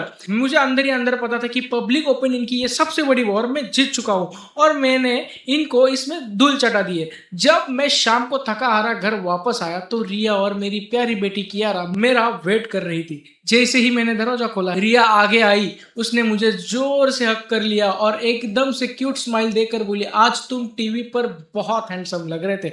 मुझे तो बहुत शर्म आ गई थी भाई लोग, जब सुने। मैं क्या ही रिएक्ट करता इस पे, बताओ यार, क्या ही बोलता। जिस पर मैं बस हल्का सा मुस्कुराया और कसम से दिन भर की सारी टेंशन और थकान उस 1 सेकंड में हवा हो गई थी। फिर कायरा दौड़कर मेरे पास आई, मेरे पैर पकड़े और अपनी प्यारी सी आवाज में बोली, डैड क्या आपने उन बैड गाइस को हमेशा के लिए भगा दिया? क्या वो लोग हमें फिर कभी तंग नहीं करेंगे? बिल्कुल नहीं बेटा, तुम्हारे पापा है ना। और फिर रात में मैं और रिया बेड पर लेटे हुए थे और आज दिन भर जो बवाल हुआ उसके बारे में बात कर रहे थे। तभी रिया थोड़ी परेशान हुई। उसने मेरे तरफ देखा और टेंशन में पूछा, कबीर तुम्हें डर नहीं लगता कि वो लोग इतनी बेइज्जती के बाद आप कोई नए घटिया ट्रिक ट्राई करेंगे, जैसे कि कायरा के किंडरगार्टन जाकर वहां। भाई साहब, मुझे आप चमका कि ये एक ऐसी चीज थी जिसके बारे में मैंने पहले सोचा ही नहीं था। मैं बस खुद को और अपनी कंपनी को बचाने का सोच रहा था, लेकिन मैं भूल गया था कि मेरी सबसे बड़ी वीकनेस अभी भी मेरी वाइफ रिया और मेरी बेटी कियारा है। टेंशन मत ले, कल ही मैंने एक टॉप सिक्योरिटी कंपनी से बात की हुई है। वो लोग तुझे कियारा को 24 घंटा प्रोटेक्शन देंगे और मैंने उसके स्कूल में भी बात कर दूंगा ताकि हमारे अलावा कोई और कियारा को टच भी ना कर सके। इनकी नीयत में आप बहुत अच्छे से समझ चुका हूं। पैसे के लिए ये लोग किसी भी हद तक जा सकते हैं और मैं इन्हें तुझे दोबारा हर्ट करने नहीं दूंगा। रिया चुपचाप सर हिलाती है और मेरे सीने से लग जाती है। लेकिन उस रात मुझे बिल्कुल नींद नहीं आती। सपने में अपने डैड को देखता हूँ, वो हमेशा की तरह चुपचाप मुझे देख रहे थे। उनकी आंखों में कोई गुस्सा नहीं था, सिर्फ एक गहरा दर्द था। अगले ही दिन मुझे एक अननोन नंबर से कॉल आता है। फोन उठाते ही दूसरी तरफ से एकदम कांपती और थकी हुई आवाज आती है। वो मेरी माँ थी। वो रोते हुए कहती है, कबीर अपनी माँ से गलती हो गई, मुझे सच में अपनी गलती समझ आ गई है। तेरी बहनों को उनकी नौकरी से निकाल दिया गया है और उनका घर भी बर्बाद हो चुका है। हम तो अब सब शर्म के मारे घर से बाहर निकलने की भी हिम्मत नहीं कर पा रहे। क्या तू अपनी माँ को माफ नहीं कर सकता? तू बस एक स्टेटमेंट दे दे और सबको बोल दे कि ये सब एक मिसअंडरस्टैंडिंग थी, वरना हम सच में जी नहीं पाएंगे रे। जिस पर तेरा भाई बस एक ठंडी आवाज में कहता, अब बहुत देर हो चुकी है, और मैं फोन कट कर देता हूँ। मुझे लगा था कि मैटर यही खत्म हो जाएगा। पब्लिक के गुस्से ने उन्हें पूरी तरह तोड़ दिया था, तो शायद अब कुछ टाइम शांति रहेगी। लेकिन बनता है, मैंने उनके पागलपन को बहुत हल्के में ले लिया था और मैंने ये भी नहीं सोचा था कि मेरी खुद की माँ मुझसे इतनी नफरत कर सकती है। फिर 3 दिन बाद मैं ऑफिस में एक बहुत इंपॉर्टेंट प्रोजेक्ट मीटिंग में बैठा था, तभी अचानक रिया का फोन आता है। उसकी आवाज में इतना डर और पैनिक था जितना मैंने पहले कभी सुना ही नहीं था। वो रोते हुए कांपती आवाज में कहती है, कबीर जल्दी घर आओ, मॉम हमारे घर के बाहर एक गैस सिलेंडर लेकर बैठी है। वो कह रही है कि हम सबको अपने साथ उड़ा देगी। मैं बोला, बाप रे ये क्या हो गया? ये सुनते ही मेरा दिमाग एकदम ब्लैंक हो गया। गैस सिलेंडर लेकर सबको उड़ाने की बात, मैं अपने कानों पर यकीन नहीं कर पा रहा था कि क्या कोई माँ सच में इतनी साइको हो सकती है। मीटिंग रूम में बैठे सब लोग मेरी तरफ देखने लगे, पर मेरे पास किसी को एक्सप्लेन करने का टाइम ही नहीं था। मैं तुरंत अपनी कार की चाबी उठाता हूँ और मीटिंग छोड़कर लगेज वहां से भाग जाता हूँ। लिफ्ट से निकलकर सीधा कार में बैठता हूँ और एक्सीलरेटर पूरा दबाकर गाड़ी भगाता हूँ। मेरा हाथ ठंडे पसीने से गीले थे और दिल एकदम बुलेट ट्रेन की तरह धड़क रहा था। मैं इमेजिन भी नहीं कर पा रहा था कि घर पर अभी क्या कलेश चल रहा होगा। मेरी रिया और कायरा किस हाल में होगी। मैं बार बार रिया को कॉल करता हूं पर वो फोन नहीं उठाती। डर से मारी मेरी रूह कांपने लगती है। सिर्फ 10 मिनट का रास्ता मुझे सदियों पार करने जैसा लग रहा था। जब मैं अपने बिल्डिंग के गेट पर पहुंचता हूं तो सिक्योरिटी गार्ड कार रोक देते हैं, लेकिन मैं डोर से ही देख लेता हूं कि हमारे घर के नीचे बहुत बड़ी भीड़ जमी है। पुलिस और फायर ब्रिगेड की गाड़ियां पहले से ही वहां खड़ी थी और पूरे एरिया को बैरिकेड करके रखा था। मैं तुरंत कार से कूदता हूं और भागता हुआ अंदर घुसने की कोशिश करता हूं। मैं चिल्लाता हूं, मुझे अंदर जाने दो, वो मेरी माँ है। लेकिन पुलिस वाले मुझे रोक कर कहते, सर अंदर जाना खतरा है। मैं और जोर से चिल्लाता हूं, मैं कबीर हूं, मेरी बीवी और बच्चा अंदर है। तभी एक सीनियर पुलिस ऑफिसर मेरे पास आते और कहते, कबीर जी प्लीज शांत रहिए, आपकी माँ भी बहुत अनस्टेबल है, उनके हाथ में लाइटर है और कोई उनके पास नहीं जा सकता, वो सिर्फ आपसे मिलना चाहती। ये सुनते ही भीड़ के बीच से आगे देखता हूं और जो सीन दिखता है उससे देखकर मेरा दिल सहम जाता है। दोस्तों, हमारे घर के ठीक सामने मेरी माँ जमीन पर बैठी हुई थी। उनकी ठीक बगल में एक बड़ा सा गैस सिलेंडर रखा था। उनके एक हाथ सिलेंडर पर था और दूसरे हाथ में एक लाल रंग का लाइटर था। बिडू, उनकी आंखें अब नॉर्मल नहीं थी, उनमें अब सिर्फ एक पागलपन था, ऐसा पागलपन जो सब कुछ राख कर देना चाहता था। ऐसा लग रहा था जैसे वो सबको अपने साथ सीधा नरक में ले जाना चाहती हो। और उनसे थोड़ी दूर मेरी तीनों बहनें जमीन पर घुटनों के बल बैठी थी। उनके चेहरों पर मौत का डर साफ दिख रहा था। असल में वो लोग चाहते थे कि मैं डर के मारे हार मान लूं और उन्हें अब वापस से उनके पैसे और ऐश दे दूं। वो मरना नहीं चाहती थी, लेकिन अब से उनके हाथ से पूरी तरह बाहर जा चुका था। मेरी माँ, जिसे उन्होंने खुद ही इस लेवल तक पुश कर दिया था, आप किसी भी टाइम फटने वाला बॉम्ब बन चुके थे। तभी मेरी माँ एकदम जानवर की तरह चिल्लाती है, उस कमीने को यहाँ बुलाओ, मैं उसे मिलना चाहती हूँ। जिस पर पुलिस ऑफिसर मेरे तरफ देख कर कहते, आपकी माँ की मेंटल कंडीशन ठीक नहीं है, हम नहीं चाहते कि आप पास जाकर उन्हें और भड़काए। अगर आपको कुछ कहना है तो हम मेगाफोन से कह सकते हैं, आपका जो भी बोलना हम उसके थ्रू ट्रांसफर कर सकते हैं। मैं तुरंत डर के मारे पूछता हूँ, मेरी वाइफ और बेटी कहाँ है, क्या वो सेफ है? ऑफिसर कहते हैं, उन्हें पीछे के रास्ते से सेफली बाहर निकाल दिया गया है, आप टेंशन मत लीजिए। भाई साहब, ये सुनते मेरे दिल का आधा बोझ खत्म हो जाता है। जब तक मेरी रिया और कायरा सेफ है तब तक तेरा भाई संभाल लेगा। फिर मैं पुलिस वाले से मेगाफोन लेता हूँ और धीरे धीरे मैं अपनी माँ की तरफ बढ़ता हूँ। मुझे देख के ही वो और पागलों की तरह चिल्लाने लगती है, तू क्या चाहता है? तूने मुझे बर्बाद कर दिया, तूने इस पूरे फैमिली को खत्म कर दिया, तूने हम सबको सड़क का कुत्ता बना दिया। अब मैं भी चाहती हूँ कि तेरी पूरी जिंदगी दर्द में जाए। उनकी आंखों की ये दीवानगी देखकर मेरी रूह कांप जाती है। मुझे पहली बार समझ आया कि कोई नाटक नहीं कर रही थी, वो सच में मरना चाहती थी और मेरे पास जो कुछ भी था उसको भी वो अपना साथ लेके जाना चाहती थी। फिर मैं मॉम के पीछे घुटनों पर बैठा अपनी तीनों बहन से कहता हूँ, देख लिया तुम लोगों ने, ये है तुम्हारी अच्छी माँ। सिर्फ कुछ पैसों के लिए तुम लोग ने इनकी हालत कर ऐसी करा दी, आप खुश हो ना तुम लोग? जिस पर तीसरी बहन स्नेहा गुस्से में चिल्ला करके थी, तू वहां खड़ा होकर हमें ज्ञान मत दे, अभी तुरंत इंटरनेट पे जा और सबको बोल कि वो एक मिसअंडरस्टैंडिंग थी और तू हमसे माफी मांग। तूने ही हमें अंधा समझा है और अब तू चाहता है कि हम वो 6.5 मिलियन भूल जाए। मुझे फर्क नहीं पड़ता, तू चाहे तो पैसा उधार ले और अपना घर बेच दे, मुझे अभी के अभी वही पैसे चाहिए, वरना आज हम सब यहाँ एक साथ मरेंगे। आखिरकार उसके मुंह से उसकी असली एजेंडा निकल ही गया। इतना बड़ा ब्लॉकबस्टर ड्रामा करने के बाद भी इन्हें आखिर में सिर्फ पैसा ही चाहिए था। वो सबकी जान का डर बनाकर मुझे धमका रहे थे ताकि मैं इन्हें पैसे दे दूं। ये सुनकर मैं एकदम हंसने लगता हूँ, लेकिन उस हंसी में बहुत गहरा दर्द था भाई लोग, क्योंकि $6.5 मिलियन होते। मैं मेगाफोन लेता हूँ और कहता हूँ, क्या तुम्हें सच में लगता है कि मैं आप भी झुक जाऊंगा? क्या तुम्हें लगता है कि मुझे सबसे ज्यादा इस घर की परवाह है? तो तुम एकदम गलत हो। जिस पल ये तुम लोग ये गैस सिलेंडर लेकर मेरे घर पर आ गए थे, तुम उसी पल हार चुके थे। और जिस पल तुमने मेरी बीवी और बच्चे की जान खतरे में डाली, उसी वक्त से तुम मेरी माँ नहीं रही। अब तुम मेरे लिए एक सिर्फ औरत है जो मेरे फैमिली को मारना चाहती है। मेरी ये कड़क बात सीधा उनके दिल पर जाकर लगती है। वो एकदम चुप हो जाते हैं। वहां खड़े बाकी लोग भी शौक में आ जाते हैं। वो कांपती हुई आवाज में पूछती है, तू क्या बकवास कर रहा है? मैं यह कह रहा हूं कि तेरी धमकियों का अब मुझ पर घंटा असर नहीं होता।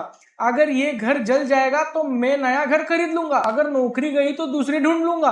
जब तक मेरी वाइफ और बेटी सेफ है मुझे किसी चीज का डर नहीं है। लेकिन तुम आज जो तुम तमाशा कर रही हो वो पब्लिक सेफ्टी को खतरे में डालने वाला सीरियस क्राइम है। अगर तुम पर चार्ज साबित हुआ तो 10 साल से ज्यादा की जेल, उम्र कैद भी हो सकती है तुमको, या शायद फांसी भी हो जाए।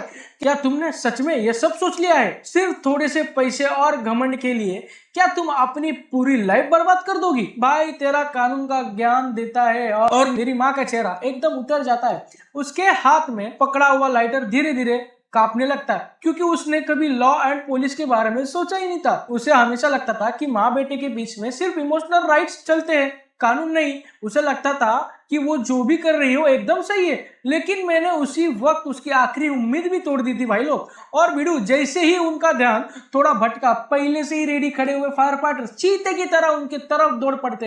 एक बंदे ने तुरंत उनके हाथ से लाइटर छीना, दूसरे ने उन्हें पकड़ा और बाकी लोगों ने उनको जमीन पर पटक दिया।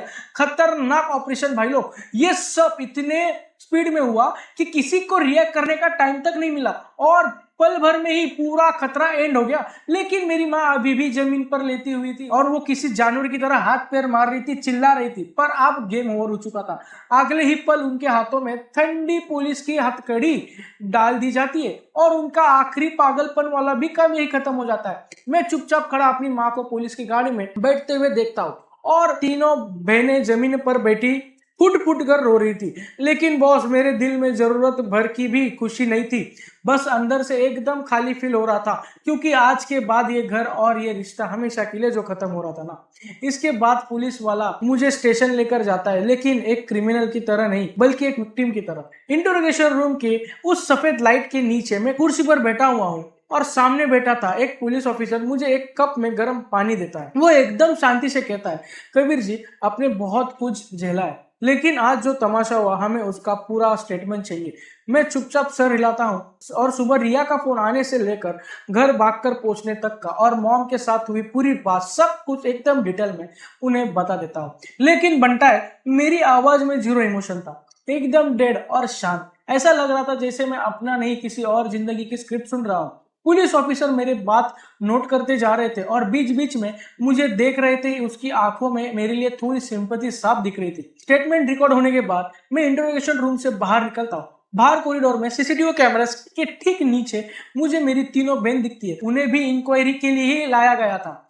बॉस, जो अकड़, घमंड और एटीट्यूड उनमें पहले भरा था ना भाई लोग, अब उसका एक कतरा भी नहीं दिख रहा था। उनका चेहरा एकदम फ्यूज बल्ब की तरह उड़ चुका था और उनकी आंखों में सिर्फ खौफ बैठा था। मुझे देखते ही बड़ी बहन प्रिया धीरे से खड़ी होती है और उसके होठ हिलते हैं जैसे वो कुछ माफी मांगना चाहती हो। लेकिन मैं उसे एक सेकंड का भी भाव नहीं देता। मैं बिना उसकी तरफ देखे उनके पास से निकल जाता हूँ जैसे वहां कोई कचरा पड़ा हो। ये देखकर उनके चेहरे का रंग ही उड़ जाता है दोस्त लोग। पहला शॉक, फिर गुस्सा और फिर नफरत। मुझे अच्छे से पता था उनके दिमाग में क्या चल रहा होगा। उन्हें लग रहा होगा कि कैसा बेटा और भाई है जिसे अपनी ही सगी माँ को जेल भेज दिया। लेकिन क्या है ना पब्लिक, वो ये कभी नहीं सोचेंगे मेरी माँ को एक्सट्रीम पागलपन तक इन्होंने ही पुश किया था। पुलिस स्टेशन से बाहर निकलते ही देखा तो रात बहुत गहरी हो चुकी थी। ठंडी हवा सीधे मेरे चेहरे पर लग रही थी। लेकिन कसम से इतने महीनों में पहली बार मुझे अंदर से एकदम लाइट और एकदम शांति भरा महसूस हुआ, जैसे सब कुछ धुल कर साफ हो गया हो। बाहर मेरे लॉयर देसाई जी पहले से वेट कर रहे थे। वो मेरे कंधे पर हाथ रखते और कहते, कबीर, सब हैंडल हो गया है। तुम्हारी माँ ने जो रायता फैलाया था अब कोई फैमिली मैटर नहीं रहा। उन्होंने पब्लिक सेफ्टी को खतरे में डाला है। ये बहुत बड़ा क्राइम है बॉस, क्योंकि किसी की जान नहीं गई है और ब्लास्ट नहीं हुआ। शायद उम्र कैद नहीं हो सकती पर और फांसी भी नहीं हो पाए, लेकिन जो हुआ है उसका इम्पैक्ट बहुत खतरनाक है। मेरा अंदाज है कि उन्हें कम से कम 10 साल की सजा पक्की होगी। ये 10 साल, ये शब्द मेरे दिमाग में बार बार घूमता रहा। लेकिन भिड़ू, सच बताओ तो मुझे ना दुख ना हो रहा था ना ही दर्द, सिर्फ एक अजीब सा खालीपन था, जैसे अब सब कुछ खत्म हो चुका है। मेरी माँ की बाकी की जिंदगी अब जेल की उन ठंडी दीवारों के पीछे गुजरने वाली थी। और सच यही था कि यह रास्ता उन्होंने खुद ने चुना था। उतने में मैं कार में बैठा था और उतने में ही मेरे को रिया का कॉल आ जाता है। फोन उठाते ही उससे डर के मारे उसकी कांपती हुई आवाज आती है और मुझे कहती, कबीर, तुम ठीक हो ना? मैं धीरे से कहता हूँ, मैं ठीक हूँ, तुम टेंशन मत लो। कियारा कहाँ है? वो एक ठंडी सांस छोड़ते हुए कहती है, कियारा सो चुकी है, मेरे मॉम डैड भी आ गए हैं। और फिर कुछ सेकंड पिन ड्रॉप साइलेंस के बाद वो धीरे से कहती है, कबीर, चलो यहाँ से चले जाते हैं ना, नया घर लेते हैं और इस टॉक्सिक जगह को हम हमेशा के लिए छोड़ देते हैं। इन सारी बुरी यादों और कलेश को पीछे छोड़कर एक फ्रेश लाइफ स्टार्ट करते हैं ना।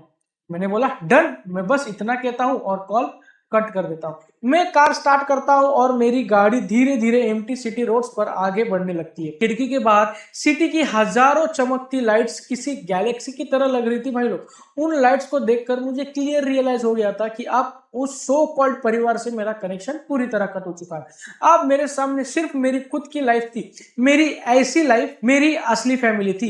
एक रात में मेरी जिंदगी में आया वो खतरनाक तूफान हमेशा के लिए शांत हो गया था, लेकिन बिहाइंड द सीन्स अभी भी बहुत कुछ चल रहा था। मेरी मॉम को क्रिमिनल केस में पुलिस ने डिटेन कर लिया था और अब उन्हें अपने किए के लिए स्ट्रिक्ट सजा मिल रही थी। और वो सारे दूर के रिश्तेदार जो पहले फैमिली ड्यूटी क्या ज्ञान पेल रहे थे, अब उन सबकी बोलती बंद हो चुकी थी। अब उन्हें मुझसे डर लगने लगा था। उन्हें लगा था कि ये बंदा अब किसी का सगा नहीं रहा, ये कुछ भी कर सकता है। रिया के पेरेंट्स रिया और कायरा को टेम्परेरी अपने घर ले गए थे ताकि मैं बाकी के लीगल और शिफ्टिंग वाले लफड़े आराम से निपटा सकूं। मैं अपने वो पुराने घर बेचने की तैयारी करने ही लगा और नए घर की हंटिंग शुरू कर दी, क्योंकि इस बार मैं अपनी वाइफ और बेटी को एक ऐसी जगह देना चाहता था जो सच में उनके लिए एक घर हो, एक होम हो। लेकिन तभी जब लग रहा था कि मैटर क्लोज हो चुका है, पिक्चर में एक आता है एक आखिरी ट्विस्ट। मेरी तीनों बहन एक बार फिर आगे आ खड़ी हुई। हालांकि इस बार हिम्मत नहीं हुई मेरे ऑफिस या घर आने की। उन्होंने लॉयर देसाई के थ्रू कैफे में मीटिंग बुलवा ली थी। मेरा जाने का घंटा कोई मूड नहीं था, लेकिन लॉयर ने बोला था कि एटीट्यूड इस बार बहुत डाउन और सिंसियर लग रहा है, शायद कंपनसेशन या सेटलमेंट की बात करने आए हो। यह सुनकर इस मैटर की आखिरी फाइल हमेशा के लिए क्लोज करने का इंटेंशन से मैं वहां चला गया। जैसे मैं वहां कैफे में घुसा, मैंने देखा तीनों वहां पहले से ही बैठी थी। भाई साहब, सिर्फ कुछ दिनों में उनकी ऐसी हालत हो चुकी थी जैसे उनकी उम्र 10 साल आगे बढ़ गई हो। उनके चेहरों का वो घमंड और चमक पूरी तरह उतर चुका था। आंखें अंदर धस चुकी थी और चेहरे पर सिर्फ एक डिप्रेशन भरा और सुनपन था। मुझे देखते ही वो तीनों झट से खड़ी हुई। मैंने बिना कुछ बोले जाकर उनके सामने वाली चेयर पर बैठ गया। लॉयर देसाई भी मेरे बगल में आकर बैठ गए। बड़ी बहन प्रिया धीरे धीरे रोते रोते आवाज में बोली, कबीर हम तुमसे माफी मांगने आए हैं, हमें बहुत गलत किया रे। तो हम सब अंधे हो गए थे, हमें पैसों के पीछे इतने पागल नहीं होना चाहिए था। तीसरी बहन स्नेहा, जो सबसे ज्यादा शेरनी बन रही थी, अब अपना सर झुकाए एकदम चुपचाप बैठी थी। उसकी कांपती उंगलियां टेबल के किनारे को कसकर पकड़ी हुई थी। मैं उनकी ये रोनी सूरत देख रहा था, लेकिन बॉस मेरा दिल में रत्ती भर भी दया नहीं थी। मैं सीधा बोला, तुम लोगों को माफी मांगने का नाटक करने की जरूरत नहीं है। अगर सिर्फ ये रोना धोना करने बुलाया है तो मैं निकलता हूँ। ये सुनकर प्रिया तुरंत घबरा कर बोली, नहीं नहीं नहीं, हम सच में अपनी गलती मानते हैं। देखो कबीर, हम वो सारे पैसे वापस देने को तैयार है। पूरे 6 करोड़, हमें 1 रुपया भी नहीं चाहिए, सब तेरा है। बस तू पुलिस स्टेशन जाकर एक फॉरगिवनेस लेटर लिख दे ताकि मॉम छूट जाए। वो बहुत बूढ़ी है, उनकी तबीयत ठीक नहीं रहती, वो अगर उन्हें जेल जाना पड़ा तो वो वही मर जाएंगे। और तब जाके मेरा दिमाग चला, आखिर इनकी असली प्लानिंग क्या थी। बनता है ये लोग पैसे के दम पर आजादी खरीदना चाहते थे, जिसमें इनकी लालच और ब्लैकमेलिंग फेल हो गई। आप उसी पैसे को थ्रो करके ये मॉम की फ्रीडम बार्गेन कर रहे हैं। ये बकवास सुनकर मेरी हंसी छूट गई भाई। मैं बोला, प्रिया लगता है तुम लोगों की बेसिक अंडरस्टैंडिंग फेल है। मॉम ने कोई छोटा मोटा फैमिली डिस्प्यूट नहीं किया है, उन्होंने पब्लिक सेफ्टी के खिलाफ एक्सट्रीम क्राइम किया है। उन्होंने सिर्फ मुझे धमकी नहीं दी थी, उन्होंने पूरी सोसाइटी की जान खतरे में डाली थी। मेरी एक फॉरगिवनेस लेटर की औकात अब एक रद्दी के बराबर है। कोर्ट अपनी फैसला खुद लेगी।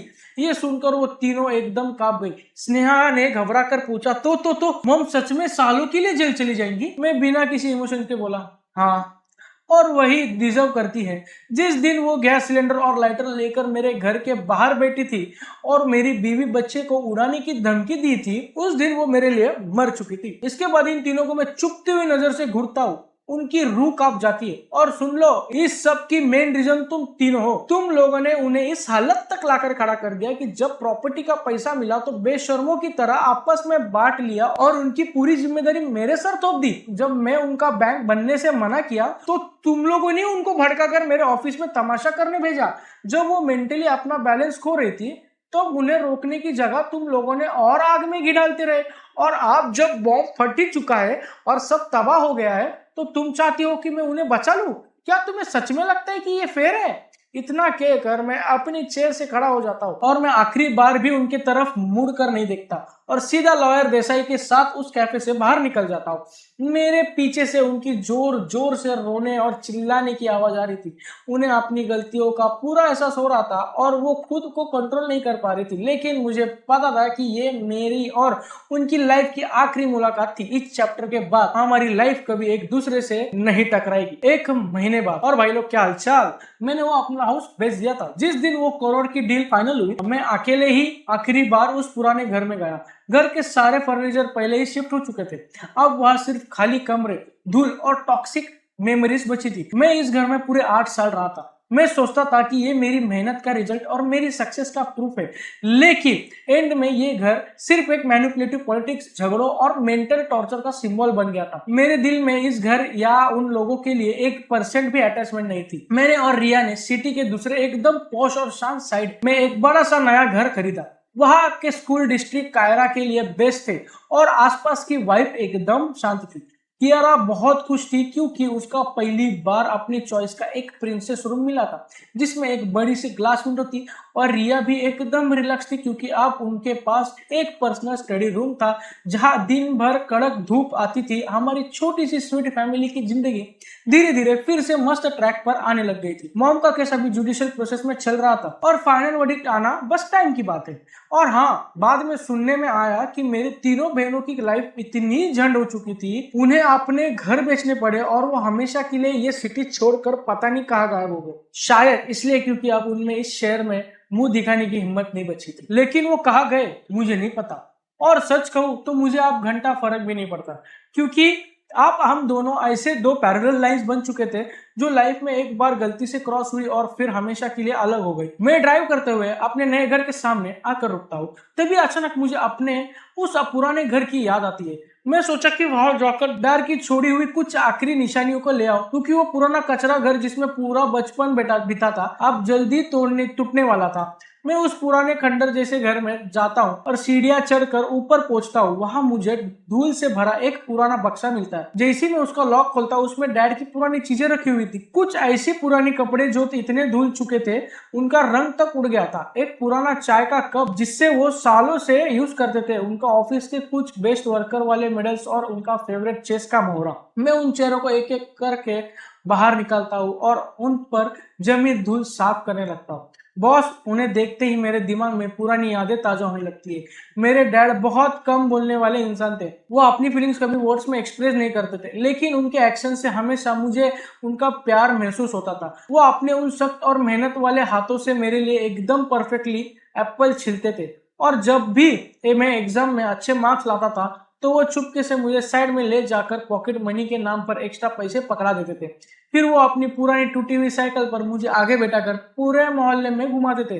ये सब याद करके भाई मेरी आंखें भर जाती है। मैं धीरे से बड़बड़ाता हूँ, डैड अगर आप जिंदा होते तो ये सब कलेश देखकर आपको कितना दुख होता है। और फिर मैं वापस से उस बक्से की चीजें ठीक से देखने लगता हूँ। तभी मुझे ना बक्से के बॉटम पर एक हार्ड सीक्रेट लेयर जैसा कुछ फील होता है। मैं जोर लगाकर उसे खोलता हूँ। उसके अंदर एक तेल वाले कपड़े में लिपटा हुआ एक छोटा सा टीन का डब्बा रखा था। उसे देखकर मेरी सांसें अटक जाती है। मैं कांपते हाथों से उस टीन डब्बे को खोलता हूँ। बनता है, उसके अंदर कोई सोना चांदी या पैसे नहीं थे। वो सिर्फ एक पुराना पीला पड़ चुका हुआ लेटर और एक फोल्ड किया हुआ डॉक्यूमेंट रखा था। मैं सबसे पहले उस डॉक्यूमेंट को खोलता हूँ और भाई लोग, जैसे ही मेरी नजर उस पर पड़ती है मेरा दिमाग सुन हो जाता है, क्योंकि वो एक हॉस्पिटल का बर्थ सर्टिफिकेट था। उसमें बच्चे का नाम की जगह मेरा नाम कबीर लिखा था। फादर के नाम की जगह डैड का नाम राजेश शर्मा लिखा था, लेकिन मदर के नाम वाली जगह पर मेरी माँ का नाम नहीं लिखा था। वह एक ऐसा नाम लिखा था जिसे मैंने पहले कभी सुना ही नहीं था।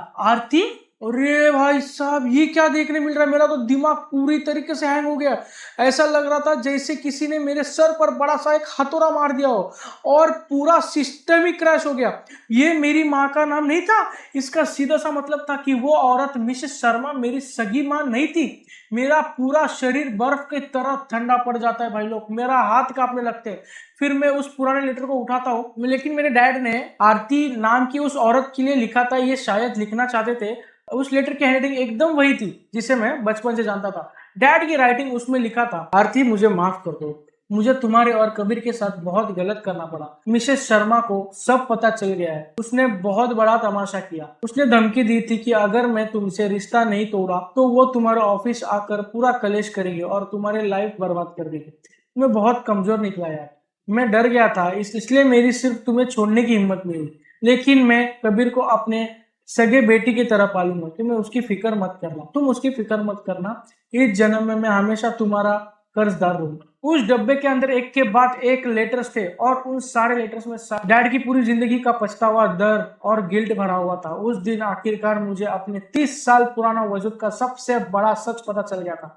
मैं उस औरत का बेटा था ही नहीं, मैं अपने डैड और किसी दूसरी औरत का बेटा था। उसने मुझे पाल पोस कर बड़ा जरूर किया, लेकिन उसने कभी मुझे माँ की तरह प्यार नहीं किया। उसने मुझे सिर्फ इसलिए पाला क्योंकि वो मेरे डैड को अपने कंट्रोल में रखना चाहती थी। वो अंदर ही अंदर मुझे हमेशा एक आउटसाइडर ही समझती थी और मुझसे नफरत करती थी। अब जाके मेरा दिमाग खुला। आप समझ आया कि बचपन से उसने मेरे साथ इतना दोगला बिहेवियर क्यों रखा था। आप समझ आया कि उसने अपना प्यार सिर्फ उन तीनों बहनों के लिए क्यों लुटाया। और आप मुझे ये सब क्लियर हो गया था। और जब बात आई 6 करोड़ रुपए बांटने की, तो उसने तब मुझे क्यों ऐसा बोला कि तुम्हें चौवन्नी भी नहीं मिलने वाली और ना तो चौवन्नी भी डिजर्व नहीं करते।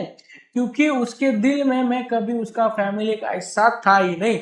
मैं उसके लिए बस एक बिन बुलाया मेहमान था, एक अनवांटेड बच्चा, एक ऐसा डाक जिसे वो पूरी जिंदगी नफरत करती आई थी। बर्थ सर्टिफिकेट और पुराने लेटर्स को हाथ में पकड़ते ही मैं वही उन ठंडी सीढ़ियों पर धम से बैठ जाता हूँ। मेरी आंखों से चुपचाप आंसू बहने लगते हैं। भाई साहब, जिस खून के रिश्ते को मैं इतने सालों से बचाने की कोशिश कर रहा था ना, वो स्टार्टिंग से ही एक लंबा झूठ था। जिस माँ के एहसान को चुकाने में मैंने अपनी जिंदगी घिस दी, उसके पीछे इतनी घटिया और दर्दनाक सच्चाई छुपी थी। मैं पागलों की तरह खुद पर ही हंसने लगता हूँ, क्योंकि तेरा भाई हमेशा से इस पूरे गेम में एक आउटसाइडर ही था। मुझे नहीं पता मैं उस सीढ़ी पर कितनी देर तक वैसे ही बैठा रहा। ऐसा लग रहा था जैसे मेरी लाइफ में वक्त ही रुक गया हो। फिर मैं अपने चेहरे से आंसू और धूल साफ करता हूँ और उस पुराने घर को आखिरी बार देखता हूँ। वही घर जिसमें मेरा बचपन के सारे डर, कलेश और खौफनाक मंजर दफन थे। उसके बाद मैं बिना पीछे मुड़े सीधा नीचे उतर आता हूँ, क्योंकि ये भूत बंगला अब टूटने ही जाने वाला था और इसके साथ मेरा पास्ट के सारे जहर भी हमेशा के लिए मिट्टी में मिलने वाले थे। मैं घर से बाहर निकलता हूँ। बाहर की कड़क धूप मेरी आंखों में चुभती है। मैं सीधा कार स्टार्ट करता हूँ और उस पुरानी गली से हमेशा के लिए बाहर निकल जाता हूँ, जहां मैंने अपनी लाइफ के स्टार्टिंग 18 साल बिताए थे। लेकिन मैं अपने नए घर नहीं जाता। मैं ड्राइव करता हूँ और सीधा मरीन ड्राइव के पास पहुंचता हूँ। कार की विंडो नीचे करता हूँ और एक सिगरेट जलाता हूँ। जैसे सिगरेट के धुआं हवा में उड़ता है, ठीक वैसे ही मेरे दिमाग की सारी ओवर थिंकिंग और टेंशन भी धीरे धीरे क्लियर हो जाती है। मैं उस औरत का बेटा नहीं हूँ। ये सच में मेरे लिए एक मास्टर की बन गया, जिसने मेरे ऊपर पड़े माँ के एहसान के सारे ताले खोल दिए थे। अब मैं उस औरत को 1 रुपया का भी कर्जदार नहीं था, जिसे सो कॉल्ड पालने के एहसान का ताना मुझे रोज मारा जाता था। वो इन 30 सालों का मेंटल टॉर्चर और इनके नॉन स्टॉप भिख मांगी डिमांड्स के सामने कचरा हो गया था। और वैसे भी इस परिवार की डिमांड्स पूरी करने के चक्कर में मैं पहले ही लाखों उड़ा चुका हूँ। इतना सब कुछ लुटाने के बाद मेरे हिसाब बहुत पहले ही क्लियर हो चुका था। हाँ, लॉ के हिसाब से शायद मैं अभी भी उनका एडॉप्टेड बेटा ही माना जाऊंगा, इसलिए थोड़ा लीगल रिस्पॉन्सिबिलिटीज होगी। दिल से अब हमारे बीच सिर्फ जीरो सिंपैथी और नफरत बची थी। तभी तेरा भाई फोन निकलता है और सीधा लॉयर देसाई को कॉल घुमाता है। फोन उठाते ही और मैं पूछता हूँ, देसाई भाई क्या है अपडेट केस का? जिसका जवाब में देसाई भाई कहते हैं, प्रोसीडिंग्स ऑन ट्रैक है बॉस, सारे फैक्ट्स एकदम क्रिस्टल क्लियर है और एविडेंस भी सॉलिड है, इसलिए एंड मोमेंट पे कोई नया ट्विस्ट आने का चांस ही नहीं है। यह सुनकर मैं शांति से कहता हूँ, ठीक है, क्योंकि मुझे यहाँ कुछ एकदम फ्रेश और शॉकिंग डिटेल्स मिली है। और फिर मैंने उन्हें पूरी रामायण सुना दी, जो मुझे उस पुराने बक्से में मिली थी। फोन के दूसरी तरफ देसाई बहुत देर तक एकदम ब्लैंक ही खड़ा था। फिर थोड़ी देर बाद धीरे से बोला, कबीर भाई तू ठीक है ना ब्रो? मैं बोला, मैं एकदम कड़क हूँ भाई देसाई भाई, मुझे बस एक चीज क्लियर करनी थी। क्या इस नए बर्थ स्टोरी वाले ट्विस्ट का उस औरत के करंट केस पर कोई इम्पैक्ट तो नहीं पड़ेगा? और मैं उसके साथ अपना लीगल माँ बेटे का रिश्ता हमेशा के लिए ऑफिशियल काट सकता हूँ? लॉयर थोड़ा सोचकर कबीर को बोला, कबीर मैटर लंबा और कॉम्प्लिकेटेड है। लॉ के हिसाब से इतने सालों तक तुम्हारे बीच एक डी फैक्टो एडॉप्शन की रिलेशन ऑलरेडी स्टैब्लिश्ड हो चुकी है। अगर तुम्हें अपनी रियल मॉम का प्रूफ मिल भी गया है और तुम ये रिश्ता एक तरफा तोड़ना चाहते हो, तब भी कोर्ट प्रोसीडिंग्स बहुत मेसी हो जाएंगी। खासकर ऐसी सिचुएशन में जब वो ऑलरेडी जेल की हवा खा रही है और जजमेंट का वेट कर रही है। कोर्ट को लग सकता है कि तू अपनी रिस्पॉन्सिबिलिटी से भागने के लिए ये कार्ड प्ले कर रहा हो। उसने आगे समझाया, लेकिन हाँ, जो सॉलिड प्रूफ तुम्हें मिला है उसे हमें जज के सामने स्ट्रॉन्ग एविडेंस की तरह जरूर रख सकते हैं। इससे ये साबित हो जाएगा कि उस औरत ने सालों तक तुम्हारे साथ मेंटल अब्यूज और भेदभाव किया था। हालांकि इससे उसका ऊपर लगे हुए पब्लिक सेफ्टी वाले क्रिमिनल चार्ज नहीं चेंज हो जाएंगे, लेकिन जब जज पूरा मुद्दा देखेगा तब उसे समझ आएगा कि उसने तुम्हारे ऊपर अटैक क्यों किया, भले ही उसका रीजन कितना भी घटिया और साइको वाला क्यों ना हो। सीधी बात यही है बॉस कि इससे फाइनल वर्डिक्ट तो नहीं बदलेगा, पर पूरी पिक्चर कोर्ट के सामने एकदम एचडी और एकदम क्रिस्टल क्लियर हो जाएगी। ये सुनकर मेरे को पूरा मैटर समझ आ गया और मैंने फोन कट कर दिया, और उसी के साथ मेरे दिल की वो आखिरी लीगल उम्मीद भी साफ हो गई। मैं कानून के पेपर से भले ही उसका नाम अपनी जिंदगी से पूरी तरह इरेज नहीं कर सकता, लेकिन बनता है अपने दिल और अपनी दुनिया में से उसको हमेशा के लिए परमानेंटली किक आउट कर दिया है। और मैं कार घुमाता हूँ और सीधा अपने ससुराल पहुंचता हूँ। जैसे ही रिया और कायरा मुझे देखती है वो तुरंत भागकर मेरे तरफ आती है। रिया टेंशन में पूछती, तुम अचानक वापस कैसे आ गए? तुम्हारा फोन भी नॉट रीचेबल था। तभी मेरी छोटी कियारा मेरी आंखों में देखकर पूछती, डैड आपकी आंखें कितनी लाल है? डैड आपकी आंखें इतनी लाल क्यों है? मैं एक हल्की सी थकी हुई स्माइल देता हूँ और कहता हूँ, डैड एकदम फिट है बच्चा, बस थोड़ा थक गए हैं। लेकिन अंदर ही अंदर मैं अपना शरीर हल्का सा कांपता हुआ फील कर रहा था। मुझे बस इतना पता था कि दुनिया में सिर्फ यही एक जगह और यही दो लोग हैं जिनके सामने मैं अपना टफ गाय वाली एक्टिंग छोड़कर एकदम रियल और एकदम वल्नरेबल कैरेक्टर में रह सकता हूँ, जो कि मैं हूँ। रात को डिनर के टाइम पे मैं पूरी तरह अपने ख्यालों में खोया हुआ था। मेरे सास ससुर मेरी शक्ल देखकर ही समझ गए थे कि लफड़ा कुछ बड़ा है और मेरे साथ सब ठीक नहीं है, लेकिन उन्होंने बहुत मैच्योरिटी दिखाई और मुझसे एक सिंगल क्वेश्चन तक नहीं पूछा, और मेरी रिया बिना कुछ पूछे चुपचाप बार बार मेरे प्लेट में खाना परोसती रही। तो भाई ये हो गया ये पार्ट का एंड, और जो नेक्स्ट पार्ट आने वाला बहुत बहुत बढ़िया ट्विस्ट होने वाले गाइस। और जिसने भी लाइक और सब्सक्राइब नहीं किया, लाइक और सब्सक्राइब करना, और जो भी इंप्रूवमेंट और जो भी सजेशंस देने भाई भूलना नहीं कमेंट करना, और कैसा लगा ये भी भूलना नहीं कमेंट करना। तब तो स्टोरी बहुत बढ़िया जा रही है। आई होप तुम्हें आगे की भी स्टोरी अच्छी लगे इसकी, और जो नेक्स्ट पार्ट आएगा मैं और भी चीजें क्रेजी होने वाली है, ठीक है। ये करीब कुछ 4-5 पार्ट में आ सकता है, और फिर बाद में पूरा पार्ट आने के बाद मैं इसका एकदम कंपाइलेशन वीडियो भी ड्रॉप करूंगा। सो आपको पसंद आए, ठीक है, तो आप लाइक और सब्सक्राइब करना मत भूलना। तब तक मिलते हैं अपन नेक्स्ट वीडियो में। Till then guys, take care and have a great day.